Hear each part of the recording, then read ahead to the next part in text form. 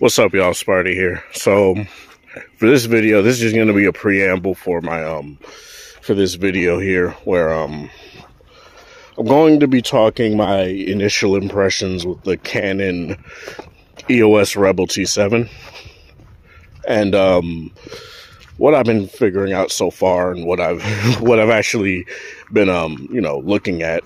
And obviously after this video, I'm going to have just a whole bunch of pictures just laid out.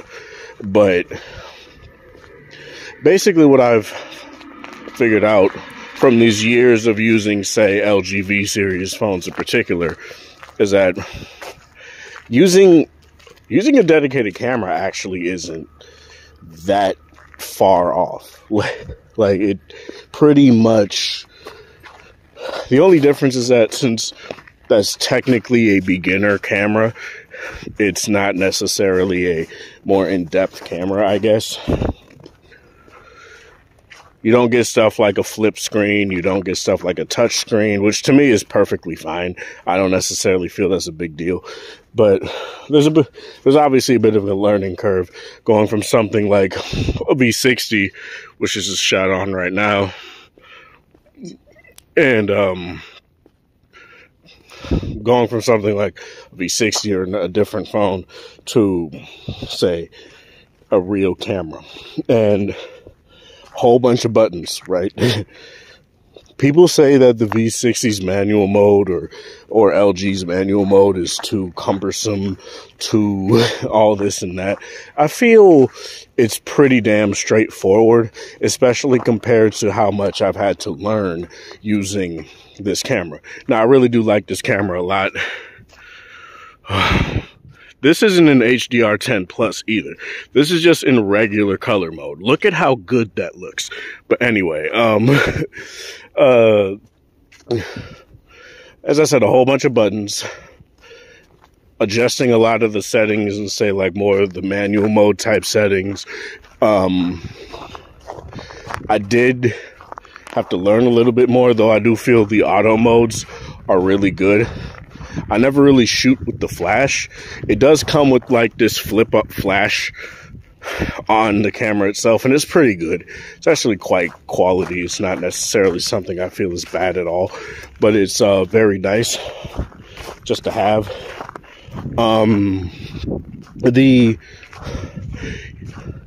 The autofocusing, or that the lens does when you just press and hold lightly on the shutter button, you know, like your Sony phones, you get that two-phase shutter button. It sometimes it does take a while to focus quickly, but I don't really care. It's honestly fine. And if I do need those more of those, like, say, quick, want to get it done, I'll just use the manual, the manual focusing, and it's totally fine. But overall, I feel that Canon colors are really nice, especially for photos. It's very weird because it highly depending on what you view the photos on, the colors will be different. So I viewed them first. I viewed them first on my my laptop, and I was like, why those colors look more like blue, right? And then I put them on like my G8 and looked again. I was like, oh, those look exactly how they did on the camera, and that looks really nice. So honestly, depending on what you look at it on, it may have a more natural tone, or it may have the tone that the camera itself was going to put out that you got from the camera. And looking at the display and looking at the pictures through the display on the camera itself, I do feel that display, while it is very nice and is good, ooh boy, it doesn't really do the pictures justice.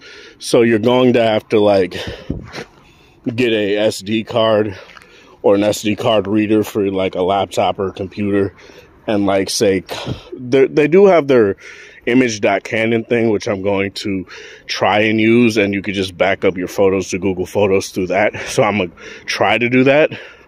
But in terms of just putting an SD card in my laptop, taking all the photos off, and then plugging in whichever phone I decide to plug in and just putting the photos on the phone, it's actually not that bad. It's actually pretty straightforward. But yeah, that's all I really wanted to say for this. I'm going to show you guys pictures, like I said. I made this 5 minutes when I shouldn't have. This is Sparta. Thank you guys for watching. Thanks for support. Hope you guys have a wonderful Friday, New Year's. Let's make 2021 a good one, I suppose. Have a good one, you guys.